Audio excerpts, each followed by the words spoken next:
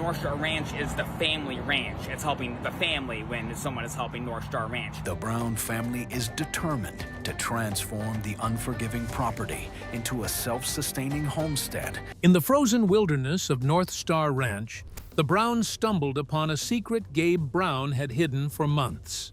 Inside his workshop lay something that defied belief. What looked like a simple workspace concealed a complex machine, cryptic blueprints, and ominous warnings that revealed Gabe had been preparing for a threat no one could have imagined. Every corner of that room whispered danger, and opening the door changed everything for the family forever. The door they were never meant to open. The North Star Ranch sits on 435 acres in the remote mountains of Okanogan County, Washington. Snow blankets the property for months at a time. The nearest town is 7 miles away with no winter plow access. This is where the Brown family rebuilt their lives after leaving Alaska, after Ami's cancer battle, after losing Billy to a sudden seizure in February 2021.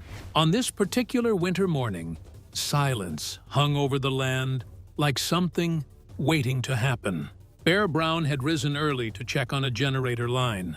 The cold bit through his jacket as he walked past his brother Gabe's workshop, a small wooden structure set apart from the main buildings. Bear had grown up in the wilderness. He knew every sound the forest made, and he knew when something felt wrong. The workshop window was strangely clear. No haze of heat or sawdust fogged the glass. No yellow glow leaked from inside. Bear approached the front door and knocked. He waited for Gabe's voice. Nothing came back but silence. Bear pressed his ear against the wood. The quiet inside was absolute. His unease deepened as he circled the building. Within minutes, he had called Noah, the family genius, the one who understood machines and mechanisms better than anyone else in the wolf pack. Noah arrived with the kind of measured calm he reserved for situations that did not make sense. The two brothers exchanged a look that carried more than worry. Something here was off, in a way neither could name. Noah tried the handle. Locked. The lock was new. Not Bush-made, not improvised from scrap metal, the way the Browns usually built things.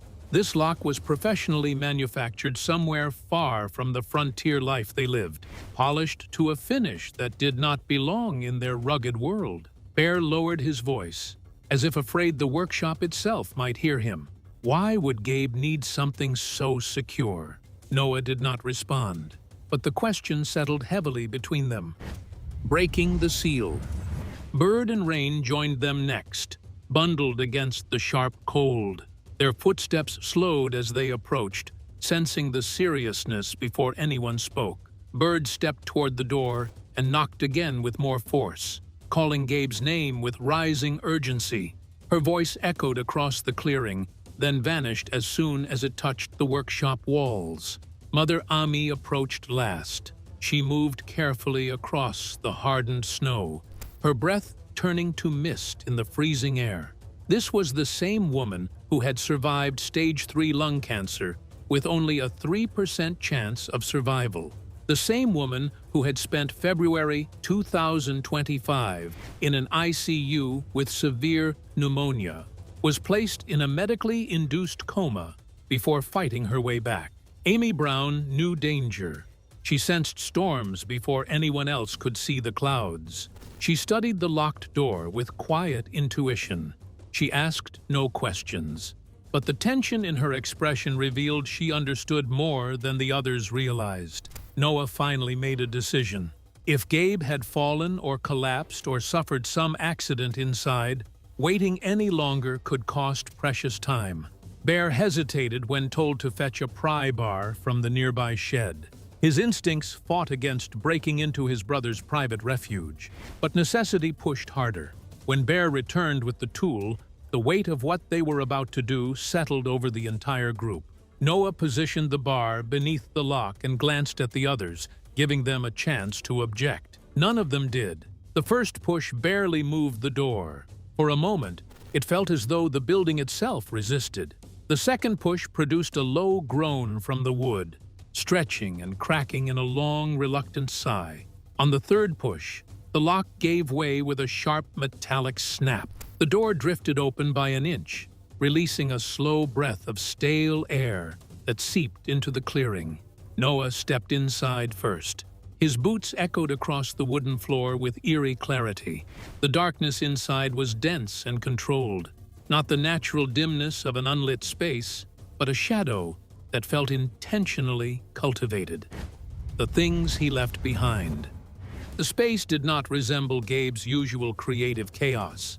Everyone knew Gabriel Starbuck Brown as the family's physical powerhouse, the one who could fell trees, haul lumber, and build structures from reclaimed materials. He had constructed his own treehouse with salvaged windows and a sleeping area. He had helped build Browntown back in Alaska and worked tirelessly on the family dwellings at North Star Ranch. But this workshop told a different story. Everything was organized with clinical precision. A single workbench in the corner held not scattered tools, but a series of sketches arranged with almost reverent care. Curved shapes, reinforced segments, measurements written in small, tight handwriting. This was not bush innovation. This was engineering. Opposite the sketches sat several insulated cases with heavy latches, lined neatly against the wall like equipment awaiting transport. Noah examined one of them, running his hand slowly over the surface without opening it. The coldness of the metal surprised him. It had not been touched in hours. Then he saw the canvas sheet draped over a large object tucked behind the workbench. He hesitated, then pulled the cloth away. What lay beneath held the entire room in instant paralysis. It was a device composed of multiple interlocking parts, shaped with a precision none of them had expected to find in their brother's private space. Not a trap, not a tool, not something for hunting or forging or building. Something entirely different. Rain took in a sharp breath, her hand rising instinctively to her mouth. Bird stepped back until her shoulder touched the wall. Bear muttered quietly, unable to form anything more coherent. And Amy, still framed in the doorway, stared at her son's hidden creation with a grief that came not from fear, but from recognition. She said the words quietly, almost too softly to hear. Gabe was preparing for something none of them were ready to face. Journals of warning. It was Rain who found the small wooden crate tucked beneath the bench. She knelt and pulled it out, brushing dust from its lid. When she opened it, she froze.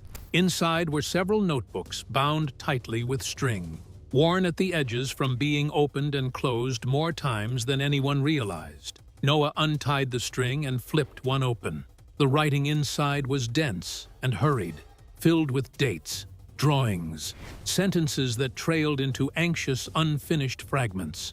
And that all those memories and everything that we remember from here, it really happened. Amy read the first few pages while the others waited in tense silence. The words spoke of long nights, strange sounds in the forest, a growing sense of threat that Gabe had never shared with the family. He described lights moving through the trees where no one should have been. He mentioned footsteps outside the workshop after midnight, footsteps that stopped as soon as he approached the door. He wrote about tools going missing, then reappearing 2 days later placed neatly on the bench. Not stolen, moved, rearranged, observed. Rain took another notebook and read aloud a section that made the air grow heavier. Gabe had written about hearing metal scraping near the workshop during a storm, a sound like someone testing the door.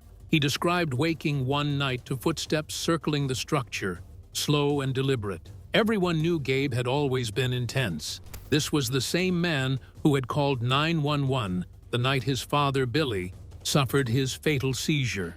The same man who had battled a severe streptococcal virus in 2018 that left him bedridden for weeks, unable to move 10 feet without lying back down. Gabe carried weight that others could not see, but these notebooks revealed something deeper. Near the end of one journal, he wrote a line that made everyone fall silent. "If they find what I am building, it will be too late to stop them. Signs in the snow. Mother Amy suggested they search the surrounding woods. Her voice was quiet but firm. She had weathered too many crises to ignore instinct now. The family equipped themselves for the cold and moved together toward the tree line. The forest seemed unusually still, as though its usual chorus of wildlife had stepped back and hushed itself. Bear led the way. He had walked these woods since the family moved to Washington in 2018. He knew every natural contour. But that morning, the trees felt subtly different. Their shadows stretched too long. Their branches hung too still. Bird spotted a broken branch first, snapped cleanly at a height that suggested something tall or heavy had brushed past it. The wood was fresh. Whatever passed through had done so recently. Rain noticed something else near the base of the trees, a pattern beneath a thin layer of snow that looked almost deliberate. She knelt and brushed away the frost, revealing a series of small depressions in the soil. They were not animal tracks, not human footprints. They were arranged in a line, almost like impressions left by equipment legs or something metallic. Noah crouched beside Rain and pressed his fingers against the indentations. They were uniform, evenly spaced, aligned as though whatever created them had moved with calculation. As the family advanced, the forest floor revealed more signs. Small branches bent in matching angles, clumps of earth displaced in narrow lines, a faint metallic glint, half buried in the snow. Bear picked it up carefully and wiped away the frost. It was a thin piece of metal that tapered into a fine, sharpened edge. Unfamiliar, strangely smooth, almost like a fragment from a tool or machine not used in the bush. Noah confirmed quietly that the fragment was not from anything Gabe owned, not from a generator, did not match any saw blades or metal bars. Too refined, too polished. Something manufactured far from the rugged conditions of Washington had made its way into their woods. If Gabe had encountered this before, if he had seen these marks or found fragments similar to this, then his notebooks were not exaggerations. They were warnings rooted in real observation. The blueprint no one was supposed to see. Returning to the workshop felt different now. The structure that once represented Gabe's creativity now felt like an archive of warnings. Bird noticed a small switch plate embedded in the wall behind a shelf. She reached up and slid the shelf aside carefully. The plate was newer than the rest of the workshop, its screws polished and tight. Gabe had installed it secretly, hidden behind tools, intentionally concealed from anyone who might wander in. Noah pressed the indentation on the plate. A soft mechanical click sounded behind the wall, followed by a low vibration beneath the floor. A panel beneath the workbench loosened and lifted, revealing a compartment they had never known existed. Bear knelt and pulled the panel open. Inside was a long, narrow box made of dark, reinforced material. Its surface bore scratches that suggested it had been opened and closed repeatedly. Noah unlatched the clasps and lifted the lid. Inside was a stack of larger, more detailed blueprints rolled inside protective sleeves. These were different from the sketches on Gabe's bench. The lines were sharper, the measurements more exact, the ink darker. When Noah unrolled the first sheet, everyone stepped closer with a mix of awe and dread. The schematic showed the full design of the device they had uncovered, complete with annotations Gabe must have written late into the night. The structure was built to transmit something, or sense something, or perhaps even repel something. Rain pointed to a section showing concentric rings that radiated outward like ripples in water. Gabe had labeled them carefully, each ring marked with notes about distance and reaction. Noah traced the lines with his finger. It looked like it was meant to detect motion or vibration over a large radius, far beyond what a typical alarm system could accomplish. The wavelength markings did not match anything used for wildlife tracking or security. They resembled something more experimental.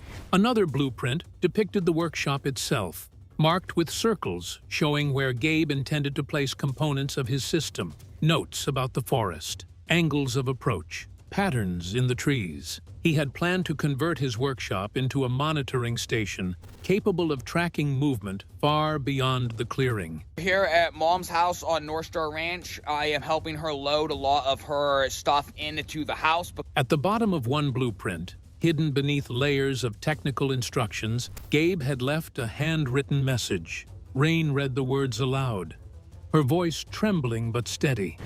The moment the device awakened, night arrived without ceremony, settling over North Star Ranch with a weight that pushed against windows and pressed into the walls. The family had worked for hours after uncovering Gabe's message, studying the schematics, aligning the components, following his instructions as precisely as their combined knowledge allowed. By the time the device stood assembled on the central workbench, the air felt thick with anticipation. Its curved frame rose like the skeleton of a strange instrument made of metal segments that pulsed with faint reflections from the lanterns. When Amy gave a small nod, Noah reached toward the ignition switch Gabe had designed. He paused with his hand hovering over it. The weight of Gabe's absence settled over the room like cold fog.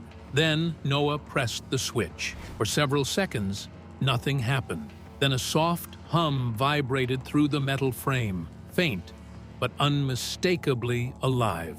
The machine brightened from within. A slow pulse of light moved through the circular rings, illuminating the carved measurements Gabe had etched along its edges. The rings began to rotate, slow at first, then gradually aligning into a pattern that matched one of Gabe's diagrams. A needle on the control panel flicked upward, quivering as if reacting to something outside.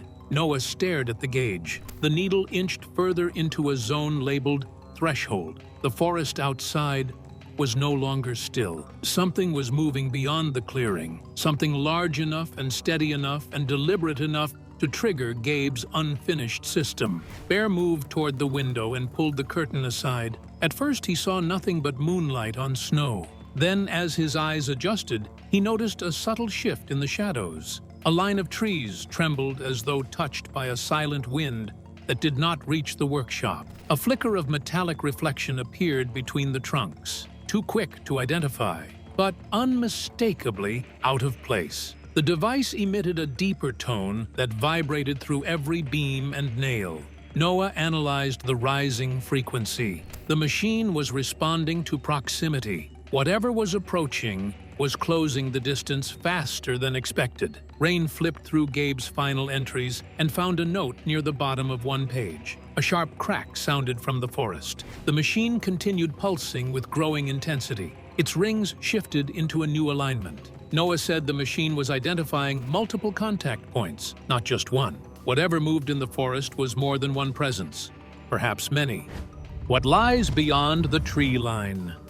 Then, as quickly as it had intensified, the machine slowed. The rings spun once more, gradually losing speed. The light pulsed dimly, then steadied. The needle on the gauge retreated from the threshold. Outside, the sounds faded into stillness. The forest grew silent again, but it was not a peaceful silence. It was the silence of something interrupted, something momentarily halted by a force it had not expected. No one in the workshop spoke. They stood frozen, listening to the trembling air around them. After what felt like minutes, Amy moved first. She stepped closer to the machine and rested her hand against the edge of the frame, feeling its residual warmth. She looked at her children with eyes steady, but filled with emotion. "Gabe built this to protect you," she said quietly, and tonight it did. Noah exhaled shakily. Bear lowered his hands from the door, though tension still held his shoulders. Bird leaned against the workbench, overwhelmed by what had nearly reached them. Rain whispered that whatever was out there now knew it was not welcome. It had tested the boundary and been met with something it did not expect. The machine dimmed to a soft glow. Outside, the forest remained still. The Browns understood that Gabe's device had bought them time, but it had not solved the mystery. It had not eliminated the threat. It had only awakened a new chapter, one they would now have to face with the knowledge that their world had changed forever. Gabriel Starbuck Brown had always been more than muscle, more than the quiet worker who built while others talked. He was an artist, who painted realistic portraits, a man fluent in sign language, a husband to Raquel, and father to 3 children, including a baby boy born in September 2024, a brother who had held his family together through fire and loss and grief. And now his family understood something else about him. He was a protector who had seen danger coming long before anyone else, who had worked in secret to prepare for something he could not fully explain, who had left behind warnings they were only beginning to understand. The device sits ready now, its rings still humming with faint energy, waiting for the next disturbance. Somewhere in the darkness beyond the ranch, something has learned that the Browns are no longer unaware, and now it must decide whether to retreat or to test them again with greater force than before. This family has survived Alaska. They have survived cancer and fire and the death of their patriarch, Billy Brown. Mr. Cupcake. What? What happened? What Is about he him, okay?